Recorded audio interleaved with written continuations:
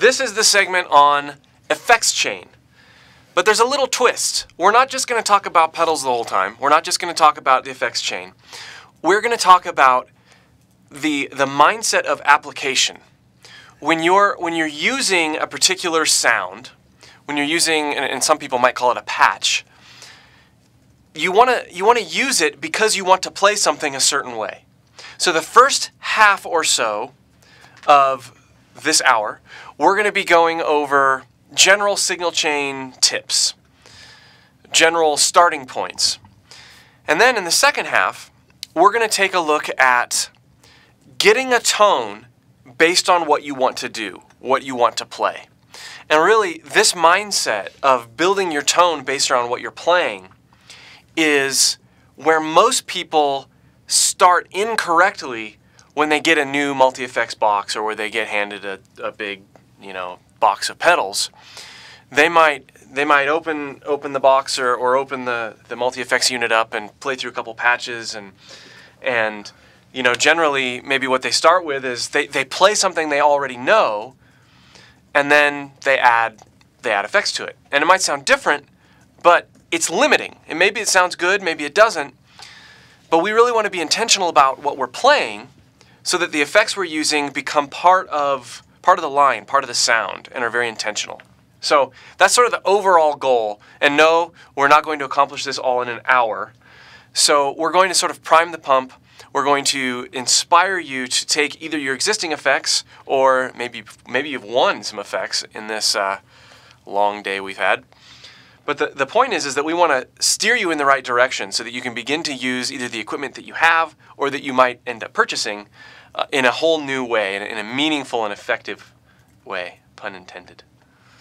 Okay, so the first thing that we're going to do is we're going to ditch the start with a patch and work backward mindset. We're not going to do that. You can do that if you want. We're not going to do that here. The reason is this.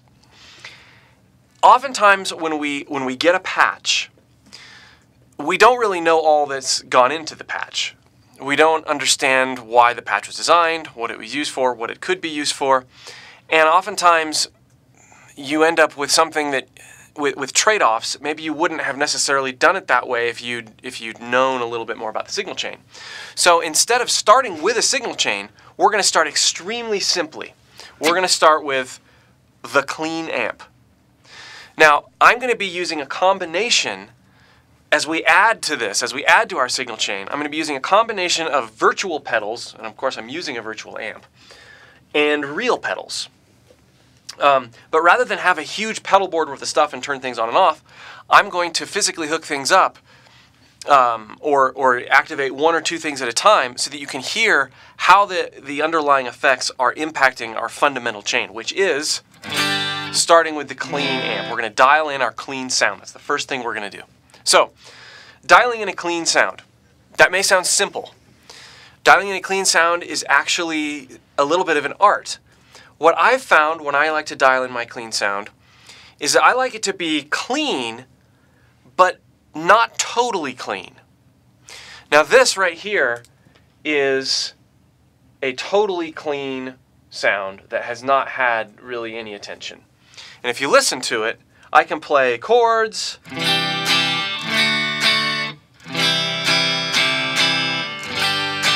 and it sounds clean. I can switch the pickups around. Very basic and clean. And know your pickups on your guitar. That's very important.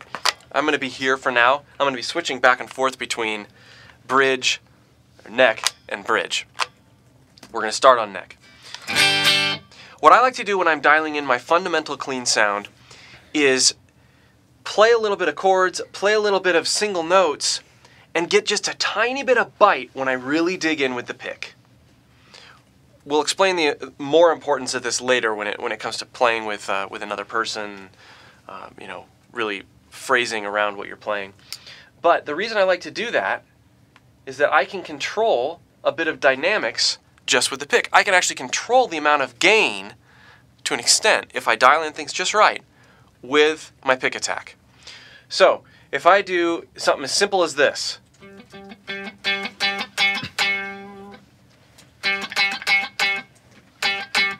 to me, that's still a bit clean.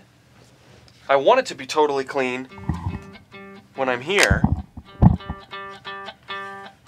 but I want it to be even, I want it to break up just a little more.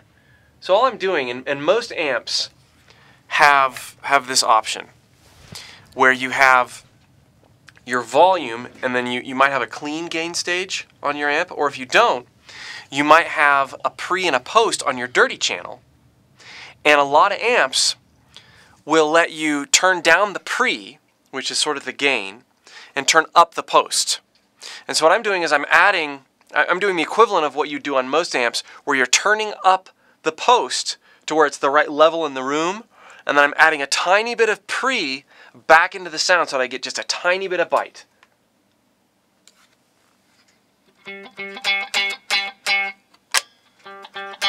There we go. That pickup, the bridge pickup's always going to be a little hotter. And I'm not playing a bunch of notes. I'm testing the feel, what it feels like to dig in. So there's just a tiny bit of bite. I like that. Let's try just playing a good old G5 chord. That could pass for clean. But if I really dig in, there's a huge difference there.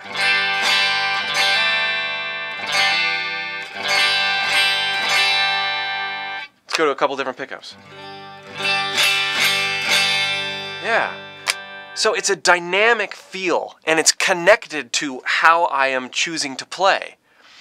By constructing your basic clean sound in this way, where it's already connected to what and how you're playing, you're setting yourself up for a very effective rest of your signal chain. Because everything we add is going to be based on our playing, not just based on some algorithm that you know, came with your multi-effects unit.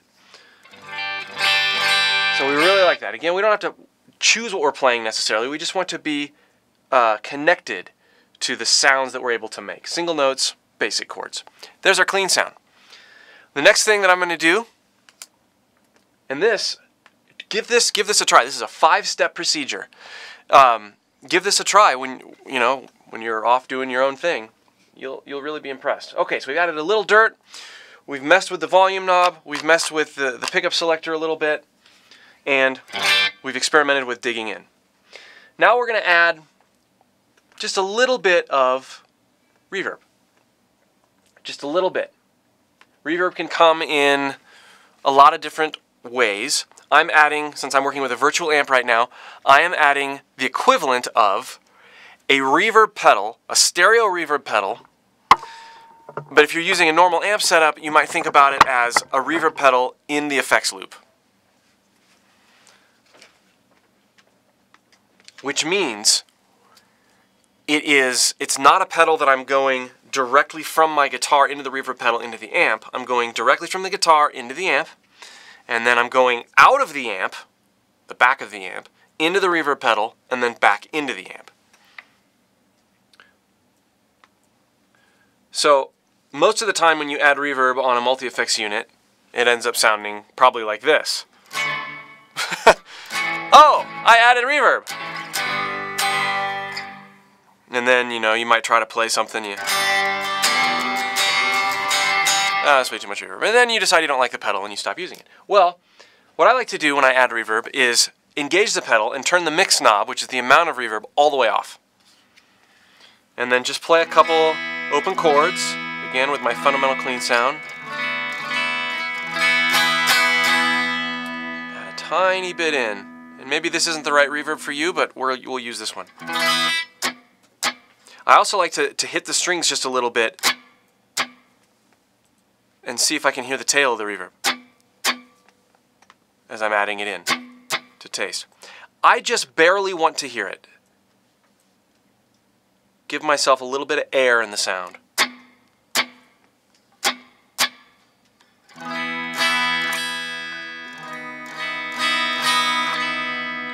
I'm not going for reverb as this huge ambient effect. I'm building my basic tone. Maybe later I'll add and layer reverbs if I want to go, some off in the distance sort of ambient sound. But that's not really what we're going for. We're going for a sound and a tone that's fundamental that we can interact with. Okay. The next thing that you really need to understand when you're building your fundamental tone is the concept of gain stacking. Gain stacking is one of those things that I didn't really figure out till probably a little bit later in my guitar playing journey, and it's so helpful. A lot of times when you hear a sound in one of your favorite songs, you kind of go to the amp and you go to the gain knob on the amp, and you try to, oh, well, it has about this much distortion. Oh, it sounds like it's all the way up. Okay, well, just try, or whatever it is. You know, and so you sort of go to the amp because you have this idea in mind that, oh, it's gain. I must be on my dirty channel on my amp. Or maybe you get the metal zone pedal, or you get some kind of pedal, and you go to your clean amp, and you decide, okay, I'm going to try to get all the distortion out of this distortion pedal. When most of the sounds that you've heard over the years on your favorite songs are a combination of the two. They're a combination of a well dialed in, comfortable sounding clean, maybe even a little more drive added to that clean with the amp, and then an overdrive pedal or a distortion layered over that, layered on top of it. So you're stacking gain. You've got your fundamental clean sound, you've added a tiny bit of bite to that, there's a little bit of gain. Then you've added maybe an overdrive or a distortion pedal in front of the amp. So guitar, pedal, amp. And then you're using a lot of things a little bit to craft your sound. You're not always going to necessarily need to do this, but there's a really cool thing that happens when you're relying on getting your gain, and you're just thinking about it this way from the very beginning, when you're relying on getting your gain from multiple sources. Because you want a little bit more bite, turn the gain up on the amp. You want a little bit more sustain, boost the level on your overdrive pedal. You want a little bit more articulation, turn the level down, maybe turn the gain up on your pedal a little bit. Because generally, overdrive and distortion pedals will take out a little bit of the low end. So if you accentuate the qualities of the overdrive pedal, you might get a little bit more clarity in your sound while adding gain. All these things that you can discover when you're playing with the various gain stages. So gain stacking is super awesome. Here's an example. I've got in line a compressor and an overdrive pedal. Both of those things are dynamics pedals. Dynamics pedals, for now, I'm always going to place between the guitar and the amp. I'm not going to worry about placing them in the effects loop. There are maybe cases for that, but I'm not going to do that right now. So we're starting with the fundamental sound. The first thing I'm going to do is I'm going to turn on the compressor. In my chain, I'm going guitar, compressor, overdrive, amp. You always want to think about your gain stacking as put your guitar first, and then the pedals that you're using in between your guitar and your amp want to go from least extreme sounding to most extreme. So you might have, for example, you might have an MXR clean boost or a clean boost equivalent. All this really does is turn the volume of your guitar up. It doesn't add any grit, nothing. It's pretty transparent. So this would be sort of the first thing that you'd want to put in. Then you might have a compressor sustainer or a compressor, which is, I'm using a very similar virtual model here. Then you might want to have a compressor. Next you might want to have an overdrive pedal. Now, a lot of guys will use a tube screamer or an overdrive pedal, and then they'll use a distortion pedal, like a DS1 or a muff. You want to put the distortion pedal, since it's more extreme, after the overdrive pedal, and then experiment with how to stack those together. But enough talking. Let's hear what this does. Let's hear how it sounds. Okay, so here's my fundamental sound. What I'm going to do now is I'm going to put the compressor in. I have my comp all the way down, and I'm gradually going to bring it up so that I start to feel it. And I'm going to do the same sorts of things on the guitar. Let's turn it way up and see what happens. Wow! So a compressor, all that's doing is it's bringing the small, low signals up in volume, and it's bringing the loud stuff down, so it's squashing it. Same thing a distortion pedal does, but this does it without adding any extra harmonics to the sound. So we'll add a little bit.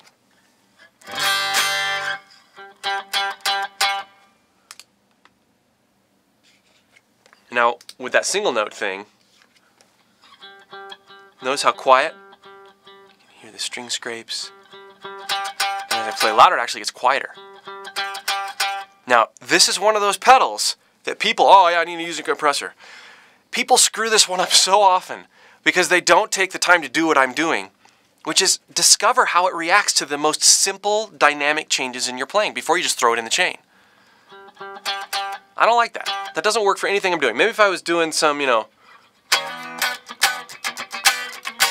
even that is too extreme.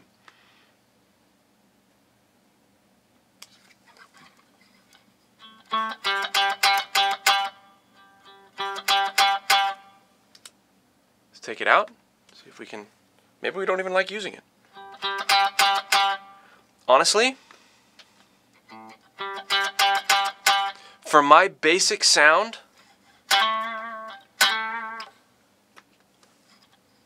that I feel connected with, I don't like it. It takes away that ability to bring it up a notch with.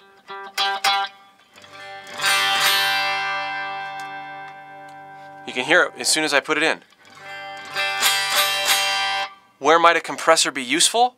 If you don't want to have that dynamic control, compressors take away your ability to control your dynamics. That's the first thing you have to understand about compressors. They're not bad. They're very good in many ways, but they're overused and oftentimes not necessary. Although they can sound good with an overdrive pedal. Let's get the compressor out of the way. Let's go to the overdrive pedal. Here is the equivalent of a tube screamer with everything at 12 o'clock. As soon as I put it back. Okay, here it is. So here's my clean sound. A little bit of bite. Here's the overdrive. Notice how much low end I lost.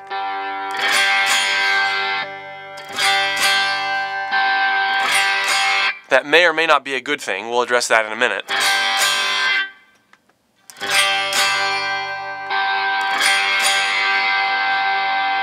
Now listen to what happens as I take the drive down and the level up. Not adjusting the tone at all. And since this is modeled after a tube screamer, you're going to hear the same thing with the tube screamer. A lot of my low end came back. Not all of it, but a lot of it did. Definitely more mid-heavy, but that low fundamental sound came up a little bit.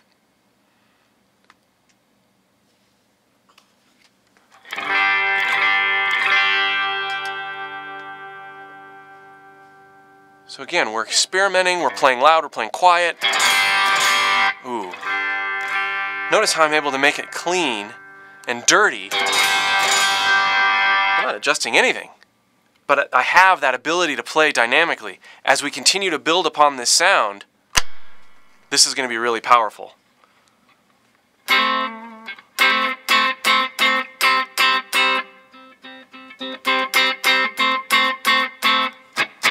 Okay, now let's try something. I want to get a much beefier sound.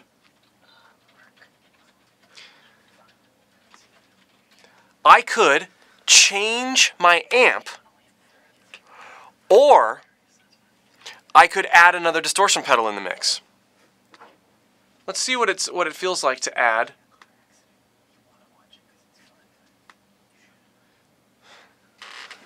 I'm getting little mice talking in the background. We have an in-studio audience for this one. So what I'm going to do is I'm going to go over here and I'm going to add a distortion pedal to it. Ugh. So this would be the equivalent of like a DS1. I'm going to start by turning the drive all the way down. Definitely change the sound. Let's hear just the distortion pedal. Clean. Yuck. So these pedals,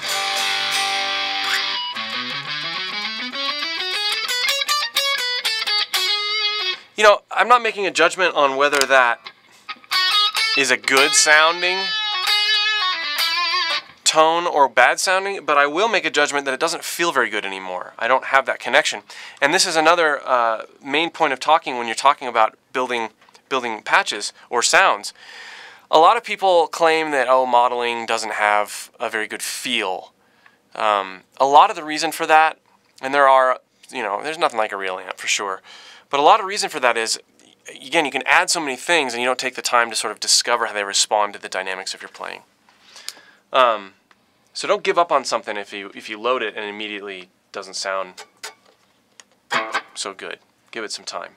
So what I'm going to do is I'm going to take that overdrive sound that I had, and we're going to add the distortion into taste, see if we can do it.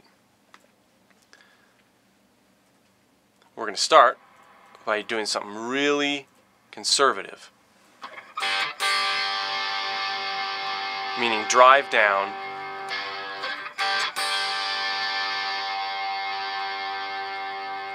tone down,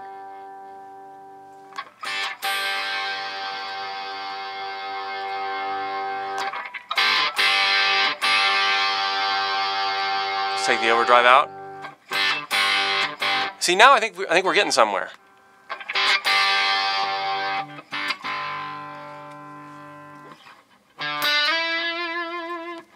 Okay. Sounds nice. What I like about it, and maybe you can't hear as much of a difference as I can, but what I hear is that same ability to really control the notes with the dynamics of my playing. A lot of times this means using less gain than you think you might use. Okay, so that's a flyover gain stacking sort of idea. We're taking multiple gain stages and putting them on top of each other. Let's really quick cover time-based effects. There are two places you can use time-based effects. If you're getting primarily your distortions and drives through your pedals, you can put the delays and reverbs, etc., choruses, anything that's time and pitch based, you can put those stuff confidently behind the drive but in front of the amp, even if your amp's a tiny bit dirty, and you're still going to get enough articulation. But listen to this. I've got a decent, so I'm going to turn on a delay, and I'm going to put the delay in the effects loop. Turn it up a little bit so you can hear it.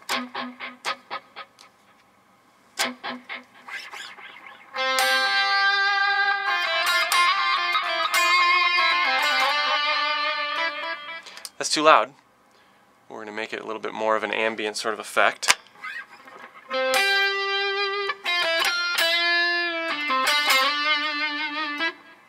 I like that.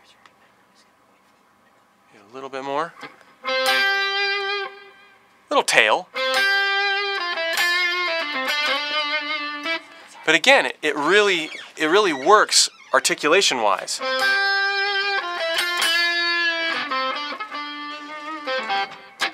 Okay, now if I am ignorant, and I don't mean that badly, but if I don't know where to put this, and I put this in front of my gains, listen to what happens to the sound of the delay. It's louder. I didn't change the settings, but especially if I play a scale, that's actually kind of a neat effect. And you might want that for certain types of effects for delay if you want it to sound really muddy. But notice the repeats, unless I play just one note at a time, aren't decipherable. It sort of feeds back on itself. Whereas when I have it behind the drives, if you will move, listen to that same basic line.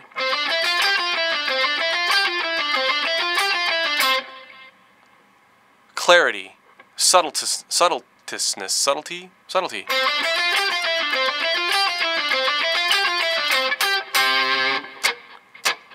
So the same thing can happen with reverb. Put that in front of your pedal or your drive circuit. Yeah, just so it's amazing how many patches I've seen on reputable boxes from manufacturers that will include delays or reverbs in front of drives. And while that can be a cool sound, many people don't really know, oh, it must just be a way something sounds. So you have to experiment with moving things around and good starting points and know why things happen. But start with your time and pitch-based effects after your drive. If you're using a distorted amp, that means you have to have your drives, you have to have your time-based effects in your effects loop. If you're using a basically clean amp like we're doing here, you can still put it in front of the amp if you don't have an effects loop. A lot of guys, Satriani, in his earlier days especially, wouldn't use an effects loop at all. He would just go straight into all his pedals and go directly into his Marshall amp.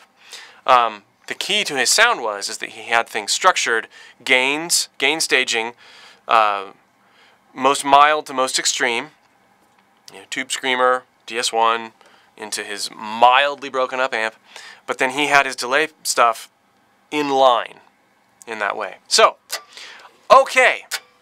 So we spent some time with basic signal chain, basic rules. There's a lot more you could cover on this. I wish I could keep going, but I want to transition to this idea of building a sound based on what you want to play, as opposed to finding cool sounds and playing with those things. So I'd like to invite Chris Smith, who is an editor, director, and awesome guitar player, works for JamPlay as well. He's going to come over here and it's going to provide a little bit of backing. Hello, everyone.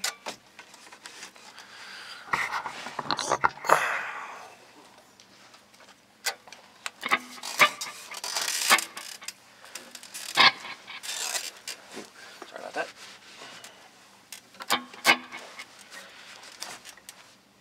So, we've invited Smith into Chris Smith. I'll call him Smith because we're both Chris, and so it gets confusing when we're. We've included him at a unique sort of point in that we already have our basic sound. We already understand the basics of our gear, how it feels, how we can interact with it. We haven't really played anything for real yet, but we've started with something simple. Although there are some effects in place.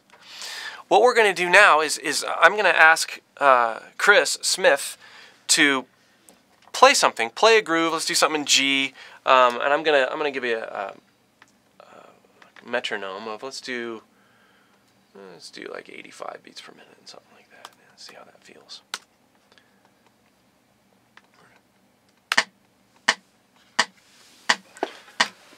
We're jamming, and I want to come up with a sound that sounds right for what he's doing.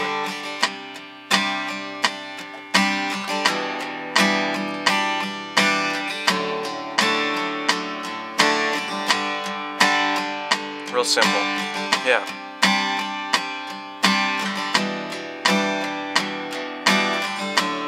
So the first thing I'm thinking of is, I'm thinking in terms of what I want my sound to be, but that includes what I'm going to play. Am I going to play big chords with him? Am I going to play, am I going to do something like this?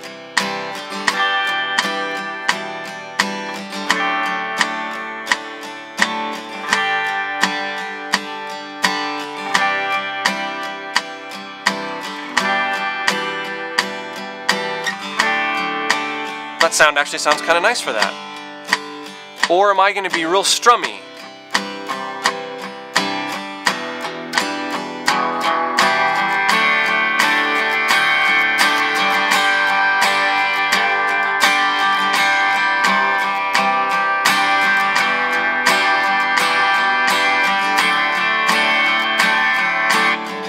So, let's stop for a second here. We're quickly discovering as we're even listening, number one, that one of us is slightly out of tune. I'm going to check my tuning real quick.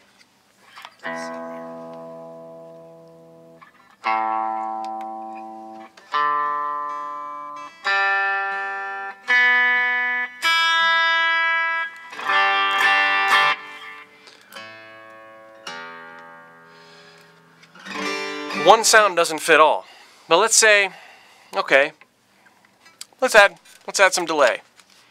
Sort of this arbitrary, this number one thing I get a lot of times when I'm working with guitar players who get their multi-effects box. Ooh, I want to try some delay. So, put their delay on. Ooh, great! I hear the delay. Okay, jam. Let's start this.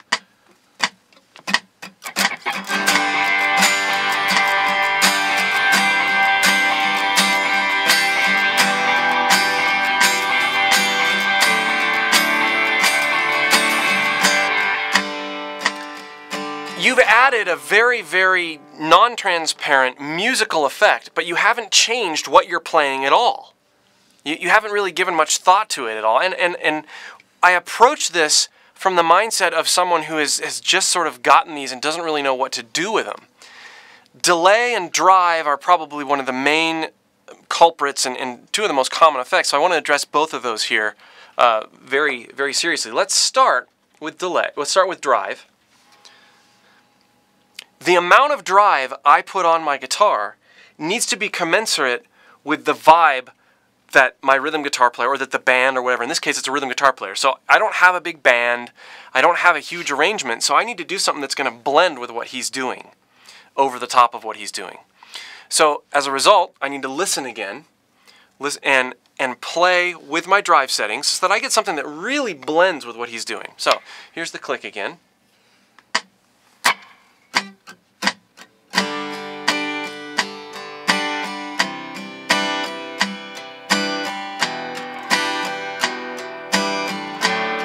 I think this is boring. I might need to change what I want to play. This sounds alright, but this isn't really jamming. Maybe there's something, right here that I could do. Good old cage system.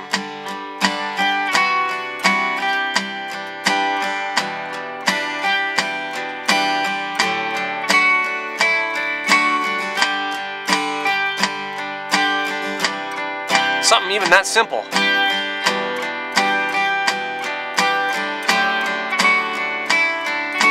Okay, so I've come up with a line that sounds kind of neat over that. Something real simple.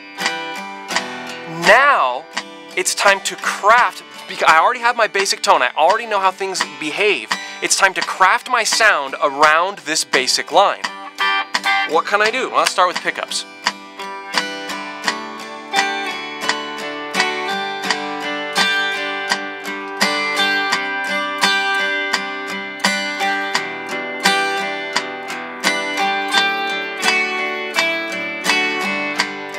I don't like that.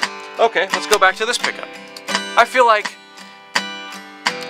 I'm standing out a bit too much. Maybe that's pick attack, maybe not, because I feel like I'm playing soft, but when I play loud, I jump out too much. So I want to sit a little bit more in with what he's doing. I could do that in a couple ways. I could turn the drive up on my guitar. I think I might try that first. Turn the drive up just a little bit on my overdrive pedal. Make sure I'm on my back pickup.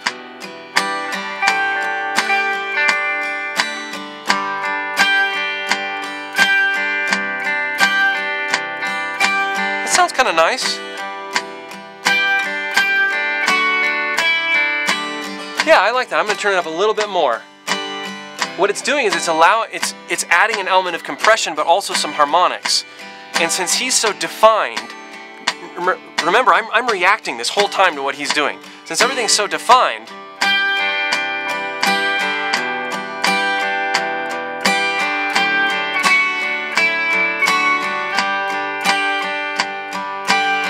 now, level-wise, I'm probably a bit loud, so I'm going to turn down a little bit so that I'm mixing in the room. Remember, we want to jam as seamlessly as possible.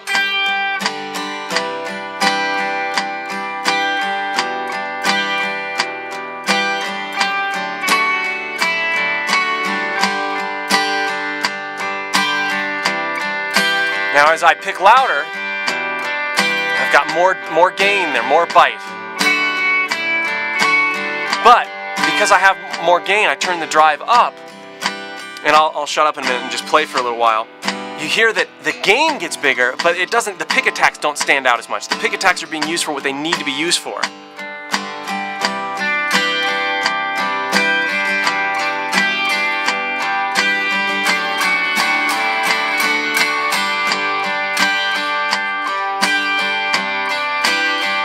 So simple. Keep it simple. Make it groove. And I can hear Smith reacting to what I'm doing. This is jamming, right? It's not noodling. We're listening to each other and reacting. We're building together on that part that I've added this little hook in there.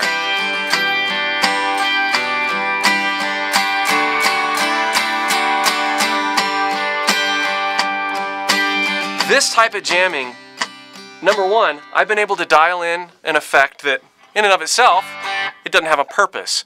But I built my basic sound.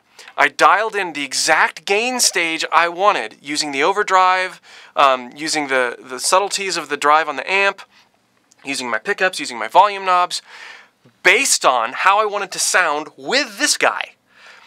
We're not done though. We can do more. I feel like that would pass. I mean, it sort of sits well, but maybe it's a little dry. Maybe there's something we can do here. And as we jammed a little bit, both of us modified our playing. You know, I played a little bit more to what he was doing, he played a little bit more to what I was doing, and then we kind of did this. As I add other effects, the playing should change again. It might change a lot. Let's see what happens. I'm going to add some delay. Ready? I'm arbitrarily adding some delay. Ready? Go. Wait, we need our click. Always need our click.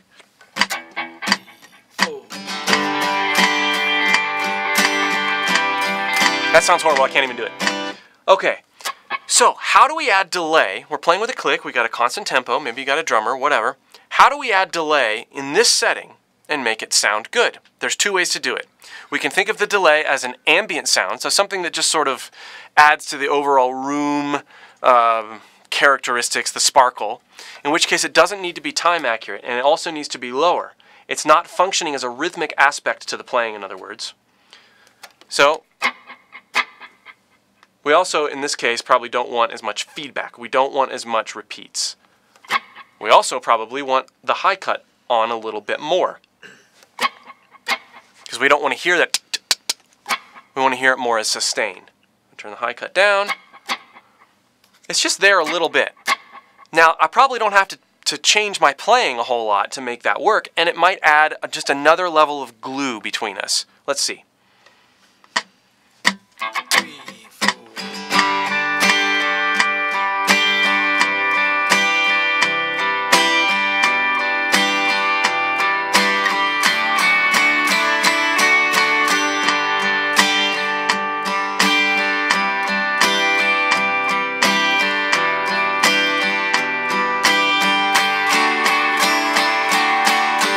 Yeah, that sounds kind of cool. I think it did add another element of glue.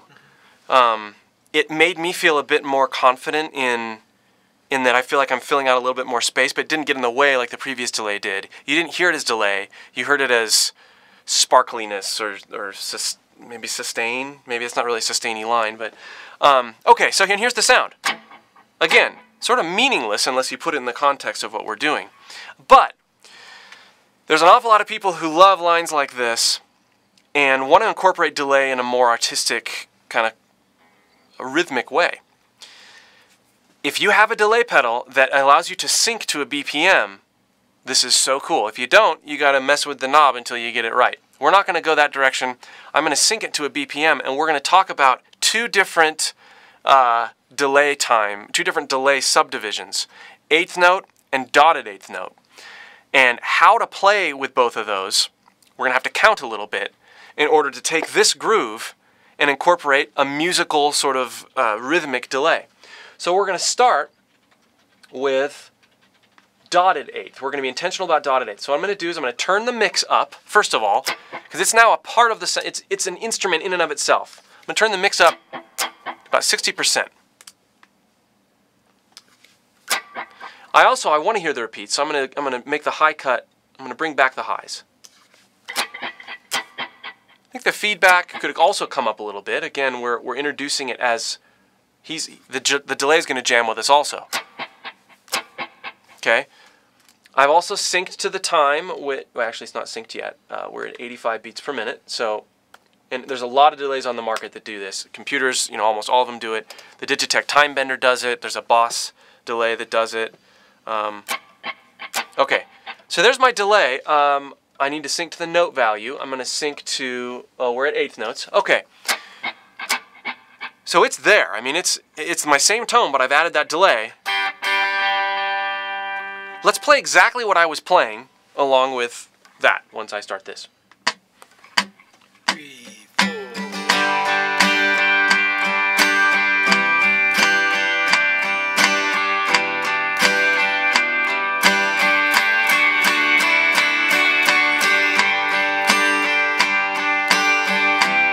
To me, that doesn't, it's just sort of playing what I'm playing. Here, I'm playing primarily eighth notes. And 2 and 3 and 4 and 1 and 2 and 3 and 4 and 1 and 2 and 3 and 4. So if I'm playing eighth notes, why do I need the delay to play eighth notes? These are things that, as I'm saying them, sound sort of obvious, but I didn't think about this stuff for the first half of my guitar playing life. There are these things that you sort of overlook or let your ear sort of slide, and your tones kind of sound, delay. It doesn't sound like what I'm hearing on my favorite songs, but I'm no good, so I'll just do that. You don't have to do that. If you're playing eighth notes primarily in your line and you understand that, don't use an eighth note delay. Use something different. One of the coolest things to try if you're playing eighth notes is to use a dotted eighth note, which is usually notated as a D afterward. Now listen, when I play eighth notes, I'm just going to play that note. I want to play eighth notes. 1 and 2 and 3 and 4 and. You can go and play the 2 and 3 and 4 and 1.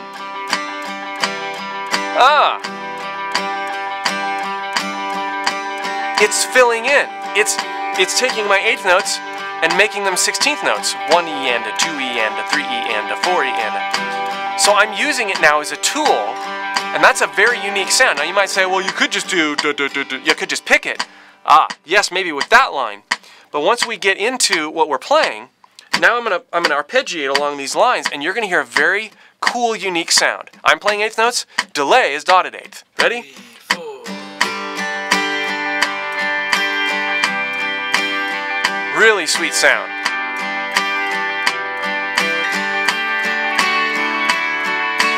That sounds beautiful. It's this sort of anticipation that happens, even on that walk down. Listen. Da, da, da, da, da, da, da, da, da. You can't get that sound any other way.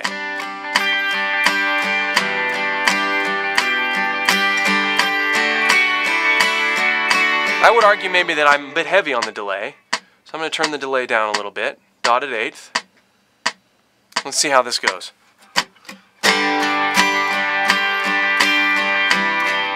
Now that turned it more into an ambient. I'm going to split the difference because I like hearing that rhythmic motif, that repeat happen.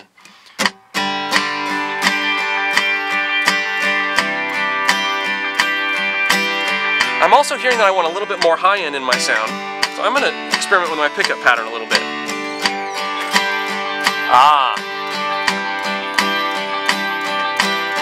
That choice, moving it from here,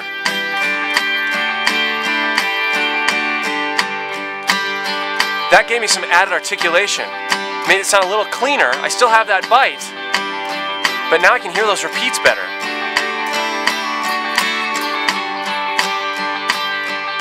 Notice I've changed the way I'm playing just a little bit in light of that delay, highlighting the arpeggio. And I'm not just strumming like this as much.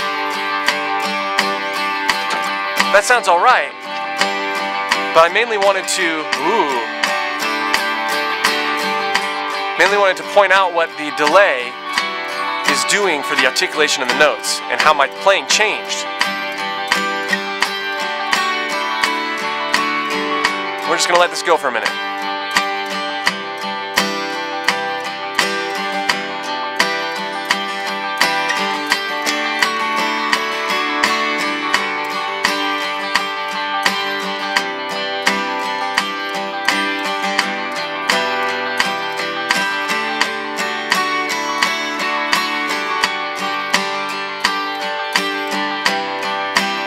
I'm focusing on the groove.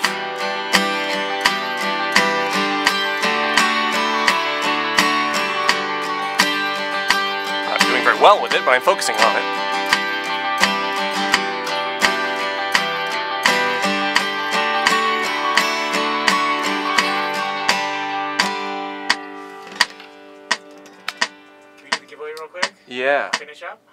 Yeah, let's just try to figure out how to stop my. Let me add a 2 cents thing here at the end, and then we'll go. So I hope that this hour you've seen how simple it is to dial in a basic sound based on what you want to do with the sound. I think that was the primary objective. Start simple and add to taste based on what you're doing, based on what the other guy's doing, based on how you're playing with one another.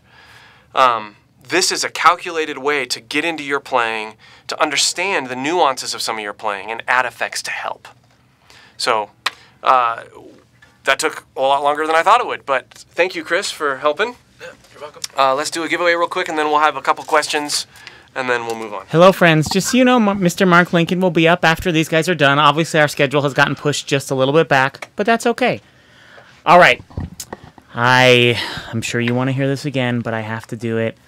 We've been logging your names throughout the whole session, and anybody who asked a legitimate question or made a legitimate comment, so basically anything that wasn't just, haha, lol, I'm here, I want prizes, you know, stuff like that, anything real has entered you. So we drew your names, and we came up with a winner. Now, in order to win, you need to be present in the chat, which means you will have 2 minutes from the time that I type out your name in the chat and speak it on the video to respond. If you don't respond within those 2 minutes, you will lose your prize, and we will move on to the next person. So be sure you're paying attention. Now, as this is the Telecaster that Chris is holding, it is a US, Canada, and Mexico prize only. We will have another gift card coming up that worldwide can win, but that's not for later, till later. Okay, so the winner of this beautiful Telecaster is... Well, let me paste it in the chat room first. Smith's doing a drum roll over there. It's good. Big D Money 22. Big D Money 22. Congratulations. You've won the Baja Telly. This is the favorite one that we got for me. Big D Money 22. You have 2 minutes to respond. Big D Money 22. 2 minutes to respond to win this beautiful Telecaster guitar. I'm sad to see this one go. I'm not sad. It's a piece of junk. I mean, never mind. It's a really good guitar that we didn't pick up off the street. It's got... what did I win? You won the Telecaster. Nice. Half the people don't know what prize they won. This isn't the first time this has happened. You won the Telecaster. Okay, you're in the United States, Big D Money, right?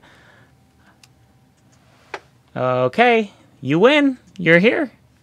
Yay! Nice. Email your information to support@jamplay.com so we can ship this Big Daddy off to you. What is the Big D? Is it Big Daddy?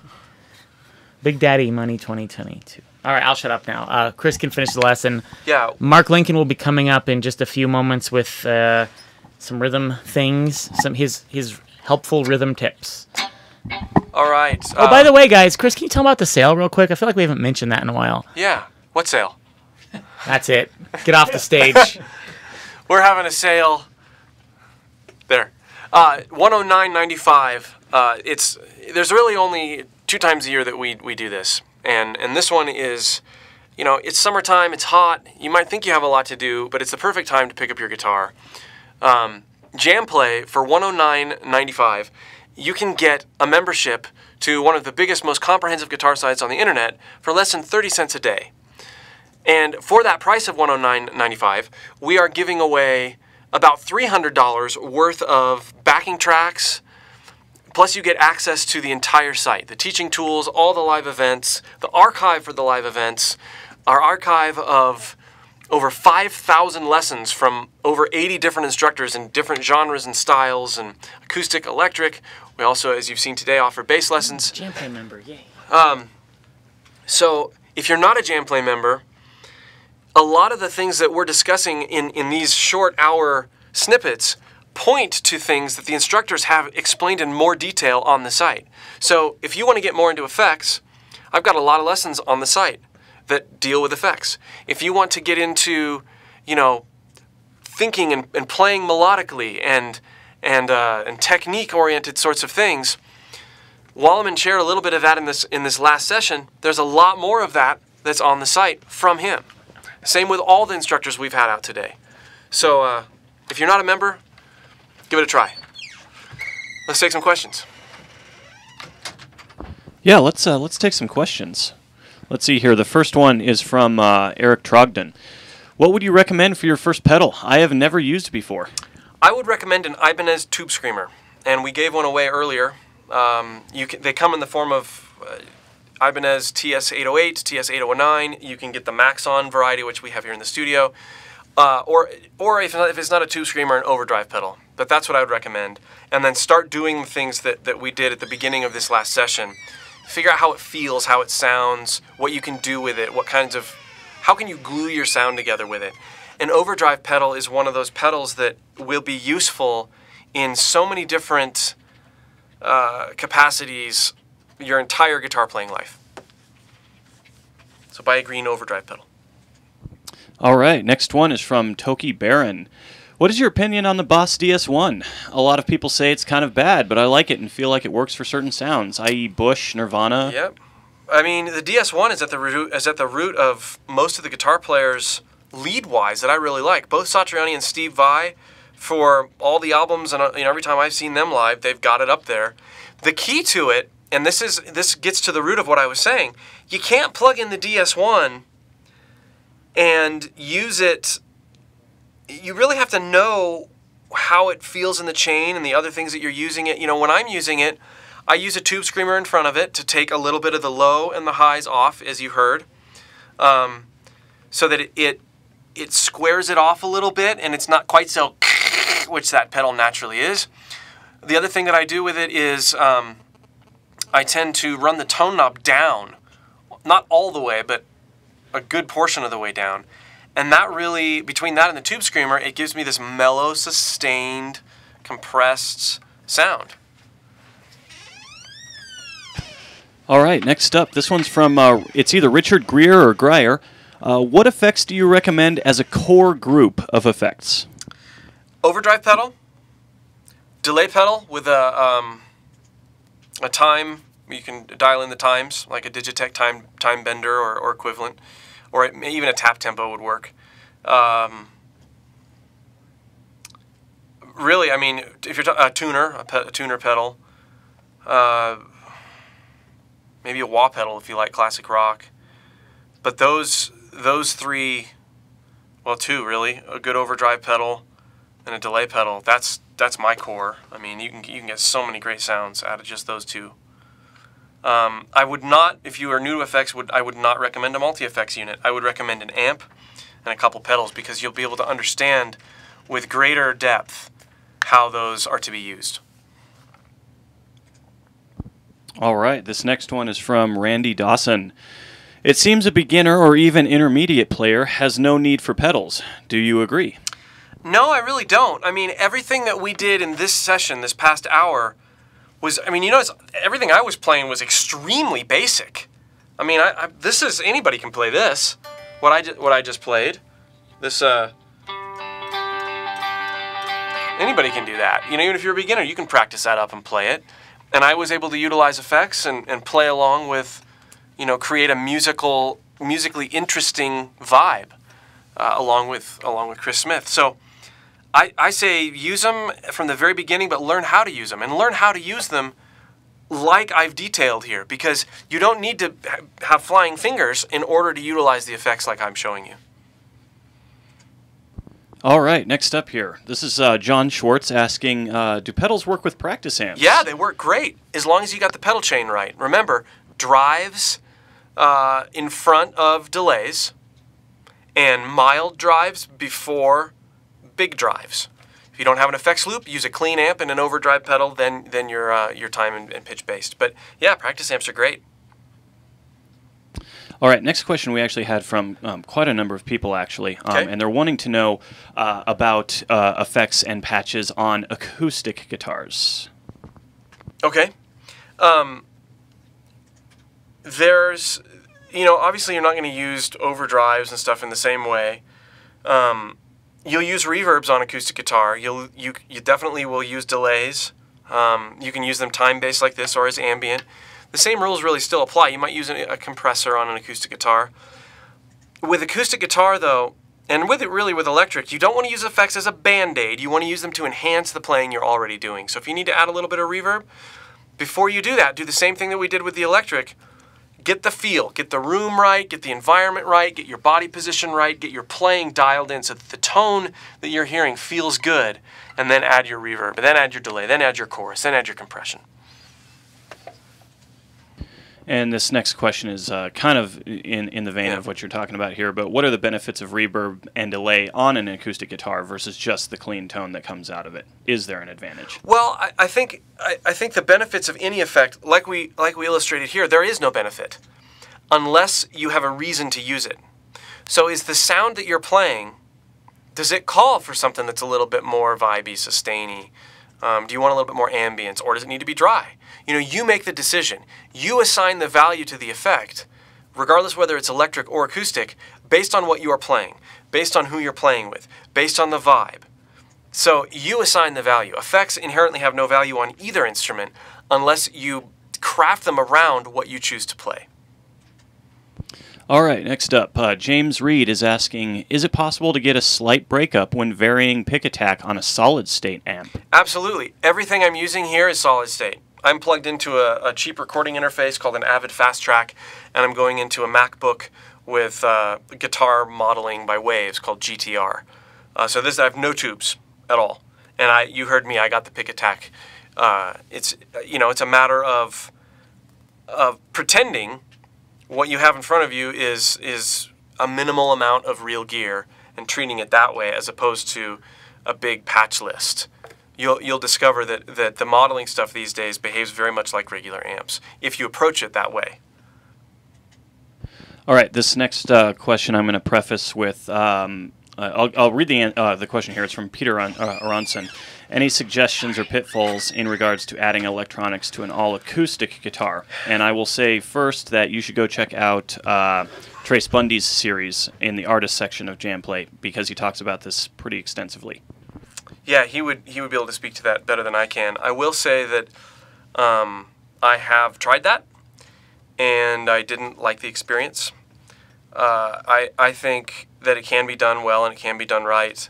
It just makes me nervous cutting holes in guitars. If the hole's already cut when I buy it, fine. But just make sure that you have someone who knows what they're doing. If you have the budget, I would recommend, go find a guitar that has the complete package, that has the nice set of electronics that you like, that sounds good, that you like the feel of and sound of the acoustic guitar itself. I think do that before you rip into a guitar that you already like the sound of. Maybe use that just for recording or something else. That would be my recommendation. But there's lots of ways to do it, and people do it all the time. All right, next question. This one is not necessarily about effects, but we get this question a decent amount, and I haven't seen it actually come up today. So, as a beginner, what is your recommendation on how much to spend on your first guitar? I have a Costco brand, LOL. So, we've talked about that, not in this session, but we've talked about that before on other live sessions. It's a very good question because I think it's something that people don't really get. A lot of parents especially will go buy some thing at Walmart or they'll buy the cheapest thing because he hasn't started or she hasn't started playing yet, so we'll just get him something, maybe he'll get interested. But what they're actually doing by buying something that is not a long-term instrument is they're sort of saying that the playing is probably not going to be long-term because the sound of the instrument and the feel of the instrument, especially for beginner, has to be right. If you don't have a guitar that's set up well, that plays well, that stays in tune, as a beginner, you're just going to think you're never any good. Whereas if you have a guitar that's set up, I think it's more important for a bare bones beginner to have a really awesomely set up guitar. Jeff's falling a lot today. It's more important for a beginner to have a really awesomely set up guitar than it is a really good player because they know their limits as a player. So dollar amount, to me that translates to $400 to $600. regardless of whether it's electric, an acoustic, or a bass. I feel like that range, you could play that forever. I mean, there are guitars that are less that will function fine, but I feel like that's a good safe zone. That's what I always recommend to students. And that, as I've gone through guitars, that seems to be the sweet spot. All right. Next one. Oh, this one's all weird. This one's supposed to be from Derek Quinn. Do you use a bridge or the next setting? Well, as you saw in the effects thing that we just did, I used, it depends on what I play. You know, I started in the bridge, I demonstrated some in the neck, and then eventually when we added the delay, I moved it to number 2 position, which was the bridge and the middle. And it just totally depends on what you want. There's no right answer. I found that, you know, when I moved it to the position number 2, I got more articulation out of those repeats. Don't really know why, but it sounded better. So when it comes to questions like that, you kind of want to turn it around back on yourself and say, you can use whatever you want. You have whatever you have on your guitar, and just let what you're playing, what you want to play, the sound that you want to get, your goals in dialing in your tone drive what you do. There is no right answer. Okay. Next one is from Robert McDaniel. Do you prefer digital or analog effects? You know, the line between what's digital and analog has been blurred so much. I love a good analog delay for an ambient sort of sound, but you can get a digital effect that sounds just as good now.